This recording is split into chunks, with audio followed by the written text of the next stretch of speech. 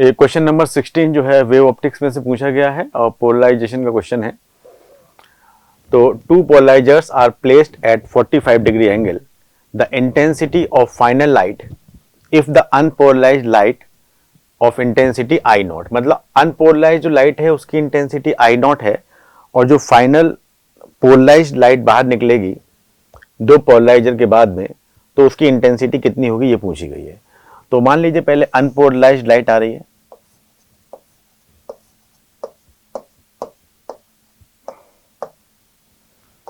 और यहां पे हमने एक पोलराइजर लगा लिया इस तरह से, और ये इसकी एक्सिस है जिसके अलोंग लाइट पोलराइजेशन, मतलब जिसके अलोंग लाइट के वाइब्रेशन जाएंगे।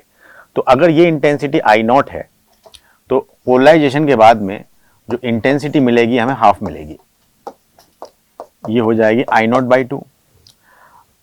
अब जो दूसरा पोलराइजर लगाया है वो हमने जैसे क्वेश्चन में दिया हुआ है कि इन ये दोनों पोलराइजर के बीच में जो एंगल है 45 डिग्री है, मतलब ऐसे।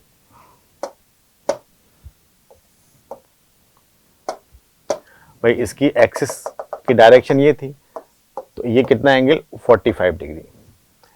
तो इस तरह से जब एंगल पर हम घुमा देंगे और ये लाइट कैसी होगी, अनपोलराइज्ड होगी, तो मालूस लॉ लगता है। तो इंटेंसिटी क्या होती है, intensity I equal to received intensity I naught by 2 और कॉस स्क्वायर, और जो इनके बीच का एंगल है 45 ये, तो कितना हो जाएगा आई नॉट बाई 2 और ये हो जाएगा 1/2, तो कितनी आ जाएगी आई नॉट बाई 4। तो ऑप्शन देखें तो थर्ड करेक्ट हो जाएगा।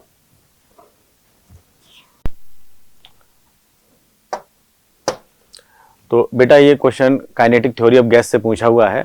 इसमें 3 मोल्स मोनोएटॉमिक के हैं और 2 मोल्स डायएटॉमिक के हैं, उनको मिक्स कर दिया तो मिक्सचर का गामा मिक्स कितना होगा। तो कुछ ऐसे कर सकते हैं, ये मोनोएटॉमिक गैस और ये डायएटॉमिक गैस, मोनोएटॉमिक और ये डायएटॉमिक। मोनोएटॉमिक के मोल N1 और डाया के मोल N2। इसकी constant volume specific heat CV1 और कांस्टेंट प्रेशर CP1। सिमिलरली इसके लिए कह सकते हैं CV2 और ये CP2। ठीक, गामा मिक्स जो होगा वो क्या हो जाएगा, वो हो जाएगा हमारा CP mix over CV mix. Mix मतलब मिक्सचर का। हम यहां पर देखते हैं CV या CV पहले निकाल लेते हैं, CV मिक्स। तो इसको हम लिख सकते हैं N1 CV1 plus N2 CV2 and divided by N1 plus N2। और सिमिलरली CP मिक्स, इसको यहां लिख सकते हैं हम N2 CV2, सॉरी यहां पे N1 आएगा, N1 CP1 plus N2 CP2 over N1 plus N2। ये दोनों वैल्यू यहां पर पुट कर दें तो हमें क्या मिलेगा, N1 CP1 plus N2 CP2 divided by N1 CV1 plus N2 CP2। अब यहां पर वैल्यूज अगर हम देखें तो N1 के कितने मोल थे 3 और N2 कितना हो गया 2।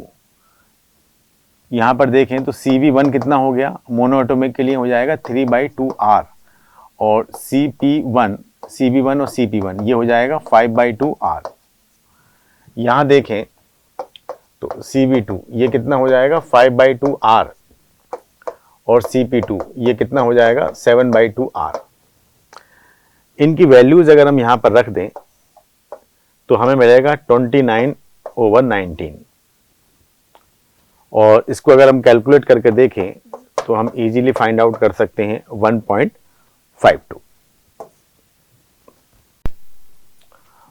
ये क्वेश्चन नंबर 18 ट्रांसफार्मर से लिया हुआ है। एक स्टेप डाउन ट्रांसफार्मर है और प्राइमरी वोल्टेज हमें दिए हुए हैं 3.2 kilovolt and number of turns in primary coil 3000 और करंट दिया हुआ है 5 एम्पियर। सेकेंडरी कॉइल के वोल्टेज दिए हुए हैं 320 वोल्ट और नंबर ऑफ टर्न्स NS दिए हुए हैं। ठीक है, और if the efficiency of the transformer is 90%, then find the current in secondary coil. इन होना चाहिए यहां पे। तो एक ट्रांसफार्मर बना लेते हैं, उसका एक स्कीमेटिक डायग्राम।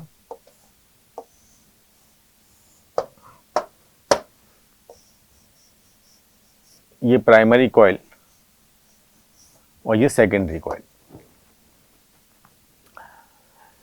जो एफिशिएंसी है वो 90% है, मतलब 10% लॉस हो जाता है।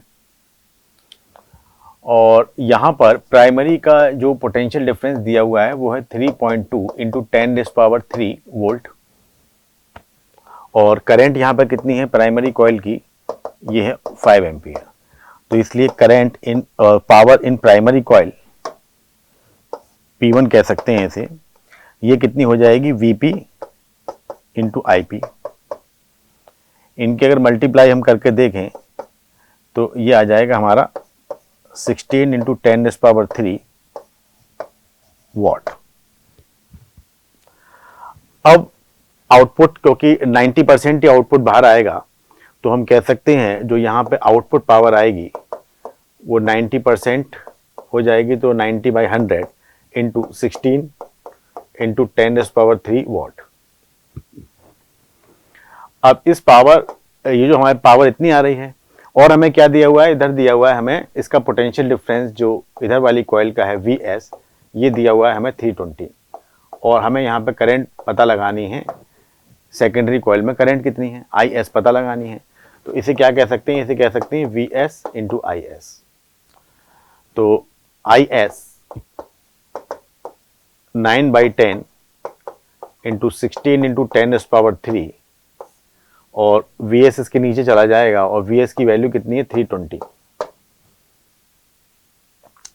ओके, तो यहां से अगर देखें तो 16 से ये 20 बार कट कर सकते हैं इसे, और ये आ जाएगा 4.5 इंटू 10 एम्पियर, और इसे हम लिख सकते हैं 45 एम्पियर। और यहाँ पर रिजल्ट देखें तो थर्ड चॉइस करेक्ट हो जाएगी। क्वेश्चन नंबर 19 देखें तो ये इलेक्ट्रिसिटी की प्रॉब्लम है। हीट डेवलप हो रही है किसी वायर में जिसका रेजिस्टेंस R है, कितनी हो रही है, W हो रही है। If it is cut into 2 equal parts and connected into parallel with the same source of battery, then heat produce in same time will be. तो कैसे कर सकते हैं, मान लीजिए एक रेजिस्टेंस R है, मान लीजिए इसमें एक बैटरी लगाई जिसका EMF या पोटेंशियल डिफरेंस B मान लीजिए, ठीक है। तो किसी टाइम T में जो इसमें हीट डेवलप होगी उसको क्वेश्चन में W कहा गया है, वो कितनी हो जाएगी, पावर V²/R इंटू T। अब इस रेजिस्टेंस को 2 इक्वल पार्ट्स में डिवाइड कर लिया।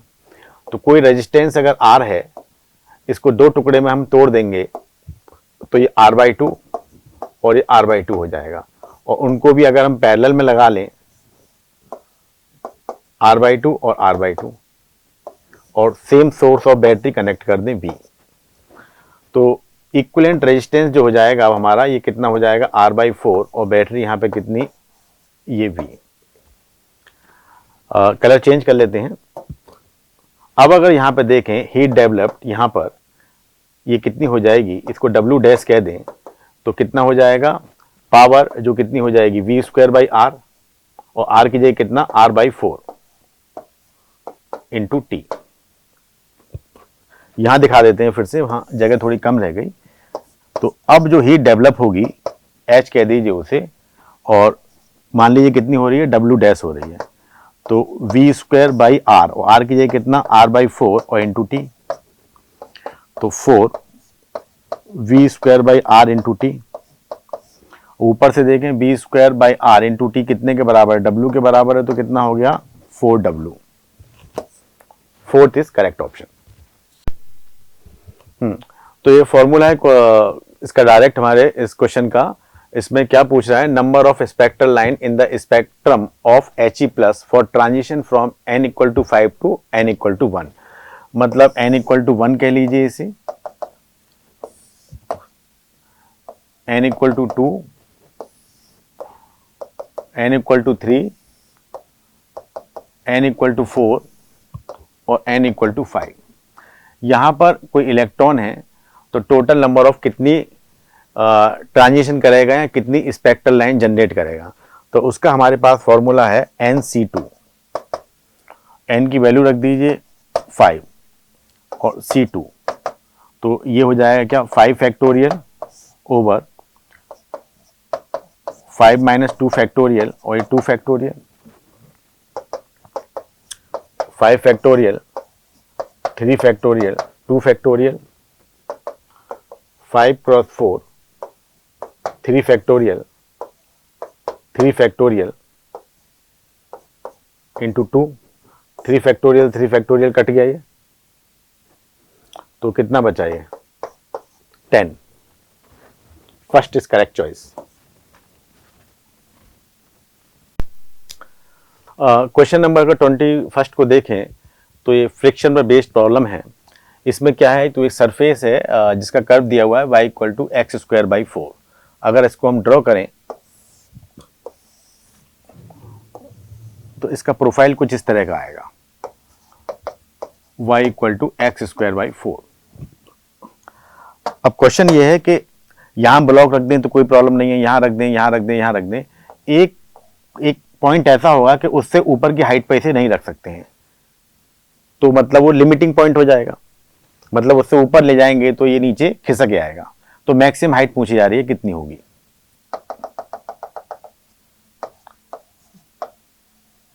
तो y मैक्स कितना हो जाएगा।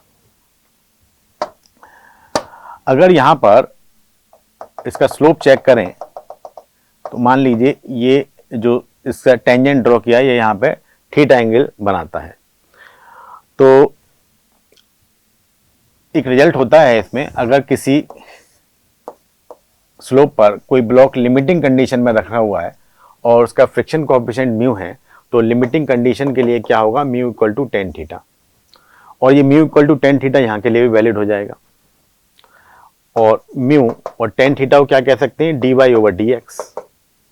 यहां से देखें D Y over D X, तो ये कितना हो जाएगा, ये हो जाएगा एक्स बाई 2।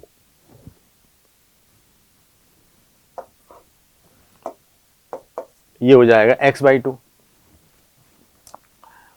तो इस dy ओवर dx की वैल्यू यहां पुट कर दीजिए, तो mu equal to x by 2, और म्यू की वैल्यू कितनी है यहां पे 0.5, मतलब 1 by 2 equal to x by 2। This implies that x equal to कितना 1।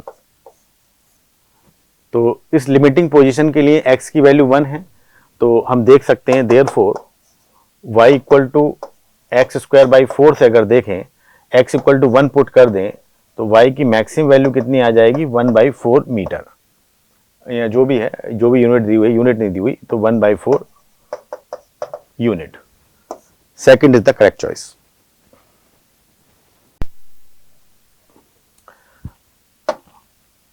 नेक्स्ट क्वेश्चन देखते हैं। ये सरफेस टेंशन वाले चैप्टर में से प्रॉब्लम उठाई हुई है। तो इस क्वेश्चन में क्या है, 1000 drops each having surface energy E1। तो ईच ड्रॉप की सरफेस एनर्जी E1 दी हुई है, converted into one bigger drop of surface energy E2। तो E1 बाई E2 की वैल्यू उसने पूछी है। तो अगर कोई स्फेरिकल ड्रॉप है, उसकी रेडियस r है, तो इसकी जो सरफेस एनर्जी होगी E equal to T into surface area 4 pi r square, ये फॉर्मूला होता है, इसको हम यूज करेंगे। तो पहले तो हम देख लेते हैं, अगर छोटी छोटी 1000 ड्रॉप हैं,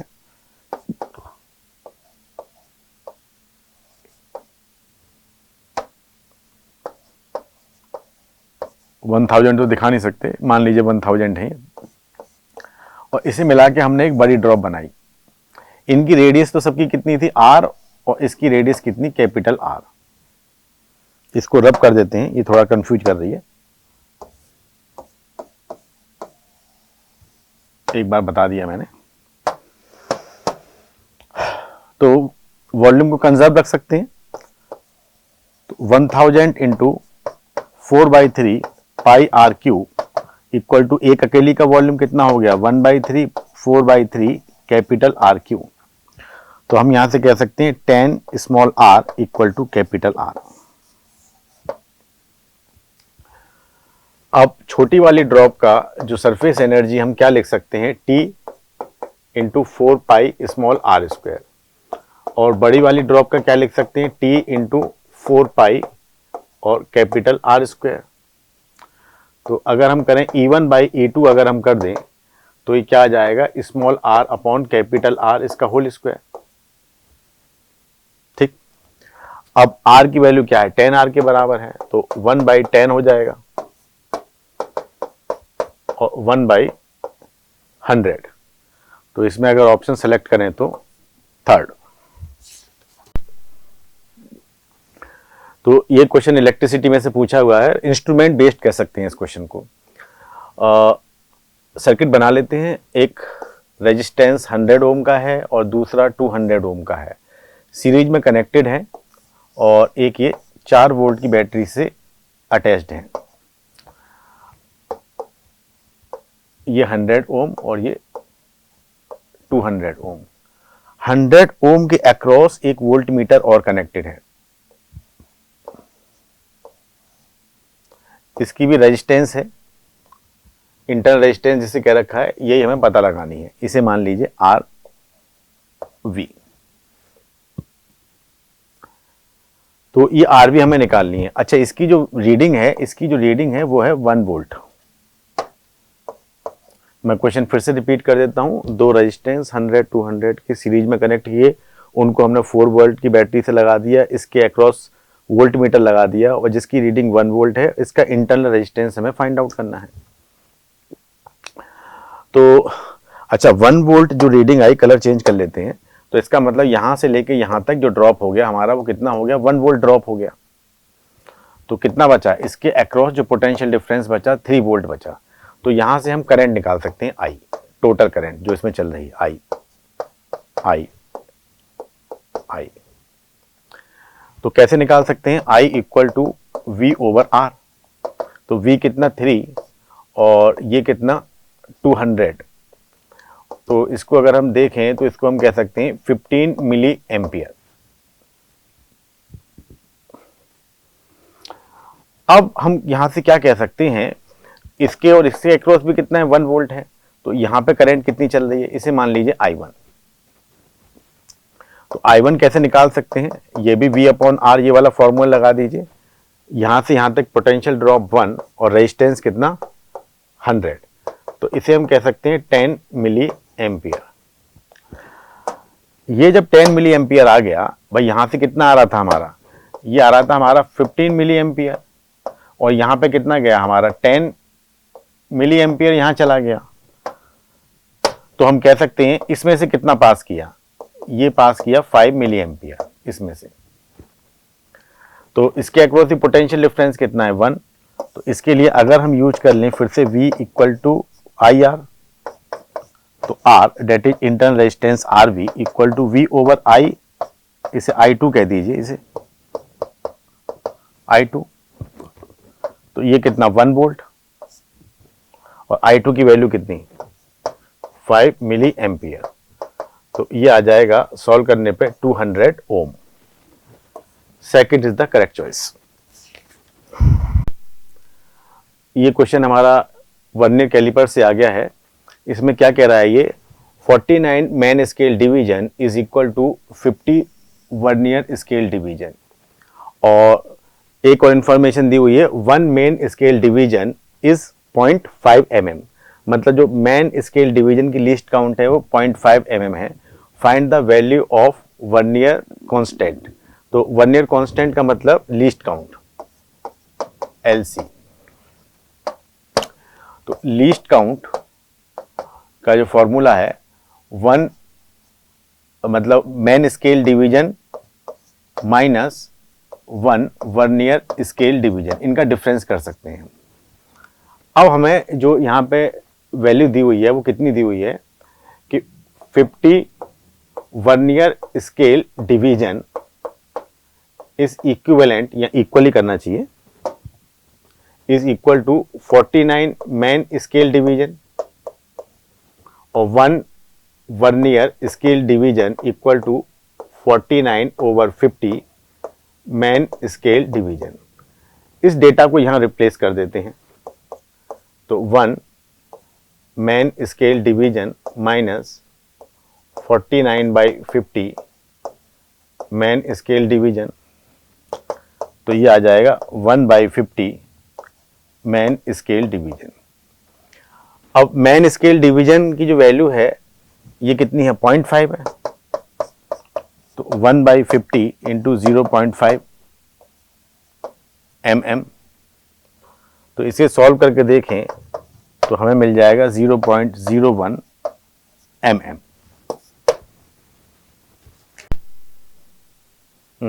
क्वेश्चन नंबर 25 ये न्यूक्लियस से पूछ लिया है, और क्वेश्चन में क्या है, एक न्यूक्लियस दिया हुआ है जिसका मास कैपिटल M है, और ये 3 इक्वल डॉटर न्यूक्लियाई में ब्रेक हो जाता है, स्प्लिट कर जाता है। Find the speed of daughter nuclei if mass defect is delta m। तो ऐसे देख सकते हैं कुछ, मान लीजिए ये जो पेरेंट न्यूक्लियाई है इसका मास m है, और ये 3 पार्ट्स में या 3 टुकड़ों में स्प्लिट हो गया, ऐसे कह सकते हैं, ऐसे m/3 m/3 m/3। क्वेश्चन में दे रखा है 3 इक्वल मास। अब इसका लीनियर मोमेंटम हम देखें तो ये रेस्ट में है, कुछ दिया नहीं है तो रेस्ट में आना जाएगा। तो लीनियर मोमेंटम कितना है, 0। तो यहां पर भी लीनियर मोमेंटम 0 होने के लिए ये कुछ इस तरह से चलना चाहिए, इनकी स्पीड भी आइडेंटिकल रहनी चाहिए, v, और इनके बीच में जो एंगल आएगा, हालांकि इसकी जरूरत है नहीं, 120 डिग्री, ये भी 120 और ये भी 120। हम निकाल भी सकते हैं, अगर ये ना माने, मतलब अगर स्पीड बराबर ना माने तो 120 का एंगल मान के हम कह सकते हैं कि तीनों जो स्पीड होंगी वो बराबर होंगी। चलिए देख ही लेते हैं।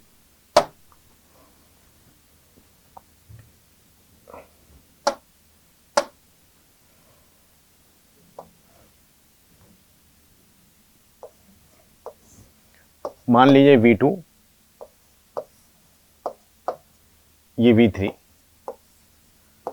और ये v1, ये 60 और ये 60।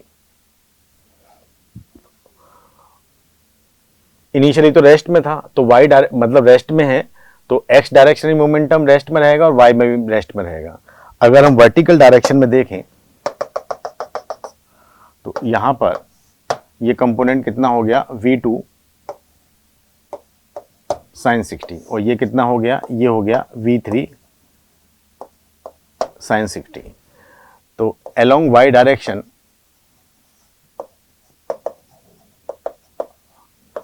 हम कह सकते हैं कि initial momentum of y direction equal to final momentum along y direction.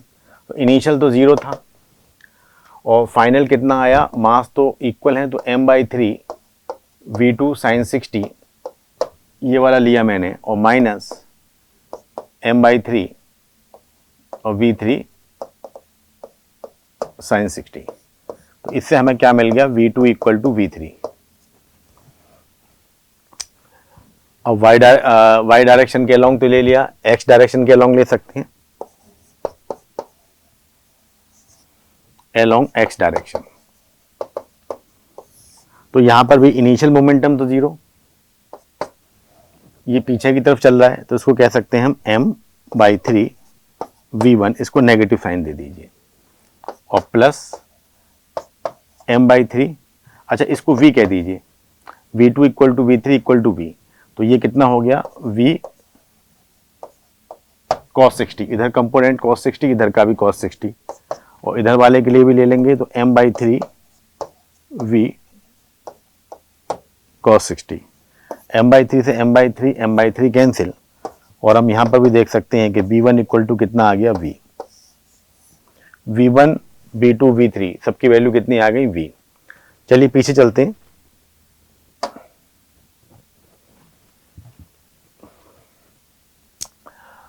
और इसने कह रखा है जो मास डिफेक्ट, मतलब जो मास लॉस होता है इस प्रोसेस में, डेल्टा m होता है। तो एनर्जी जो रिलीज होगी E इक्वल टू कितनी हो जाएगी, डेल्टा एम सी स्क्वायर, और यही किस में कन्वर्ट हो जाएगी, काइनेटिक एनर्जी में।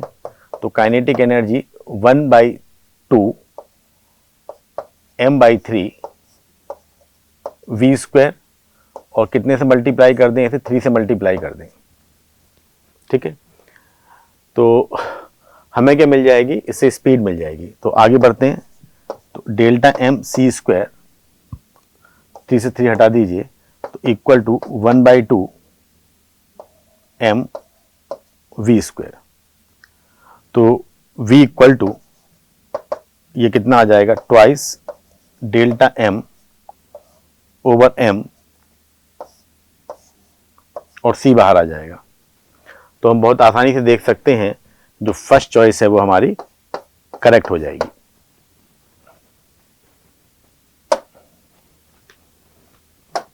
स्टॉप कर दीजिए। ये क्वेश्चन ज्योमेट्रिकल ऑप्टिक्स से पूछा हुआ है। इसमें एक यूवी ग्राफ दिया हुआ है, और इसमें क्या पूछा है, इसमें पूछा है focal length of concave mirror. तो बिल्कुल डायरेक्ट इसमें वैल्यूज दी हुई हैं। यू की वैल्यू यहाँ से देखें तो कितनी आ गई, 20 सेंटीमीटर, और वी की वैल्यू देखें तो ये भी कितनी आ गई, ये भी 20 सेंटीमीटर आ गई। हमारे पास जो फॉर्मूला है 1/f equal to 1/u plus 1/v। Okay, तो u की वैल्यू कितनी है, 1/-20। अब जितने पर क्या है कि जो u की वैल्यू है वो v की वैल्यू आ रही है, तो मैग्निफिकेशन क्या आ रही है, 1 आ रही है। ऐसा कब होता है, ऐसा कॉनकेव मिरर में होता है, और कब होता है, जब ये सेंटर ऑफ कर्वेचर पर रखा हो। तो जितना u होगा उतना ही हमारा v हो जाएगा, ठीक है। तो u की वैल्यू तो हम -20 ले लेंगे, और v की वैल्यू भी कितनी ले लेंगे, -20 ले लेंगे। तो f की वैल्यू कितनी आ जाएगी, -10 सेंटीमीटर। जो इसमें ऑप्शन दिए हुए हैं वो मैग्नीट्यूड में दिए हुए हैं, तो सेकंड ऑप्शन हमारा करेक्ट हो जाएगा।